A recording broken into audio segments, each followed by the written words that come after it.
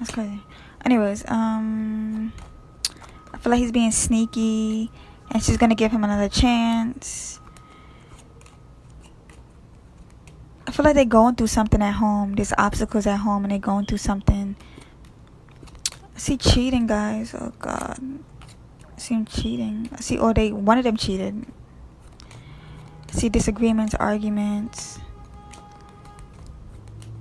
I feel like they're together for the money. A TikToker posted a 6-part series talking about how Austin McBroom has DM'd her, texted her, snapped her, and they hooked up. She also said that Austin claimed that this relationship is just for show. I'll include a snippet from one of her videos that she says is her proof. He still hits me up to this day, and here's the real proof that it's really him. Here's that if you want to go watch the videos yourself. Does your wife know that you cheat on her every weekend? Does she know that you message every single girl on Instagram trying to get in their... So I'm sure by the last video you know exactly who I'm about to talk about. Anyway, so a couple months ago, I get a DM from him on Instagram just asking me if he could send me stuff from his clothing brand. And I was like, of course. Like, I knew who he was. Like, I had never talked to a celebrity. Like, I was pretty new to doing, like, collabs and stuff at the time. So I was like, oh my gosh, he really just messaged me. Like, I was just like stoked.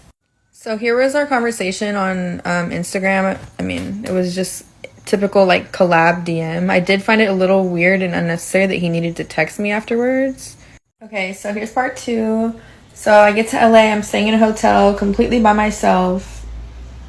We're texting a little bit throughout the day, like, you know, kind of like seeing what I keep asking what the plans are later and like what exactly we're doing, and he kind of just keeps beating around the bush and not being direct and just kind of vague, which really bothers me. I'm like the type to like want to know what we're doing.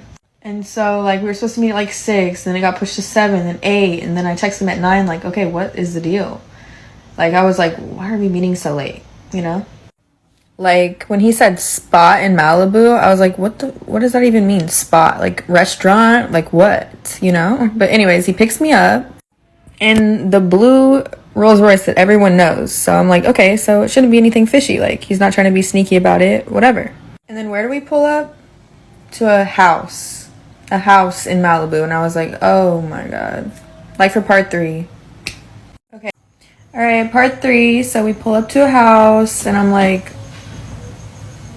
have I really been this naive to not know that this was what it was the entire time?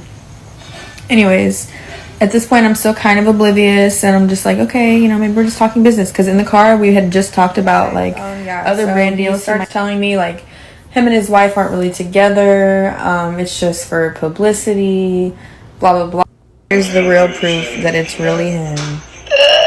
I know I've really dragged this out. It really was not intentional, but okay. Since everyone thinks I'm capping, I'm gonna provide you with a little more.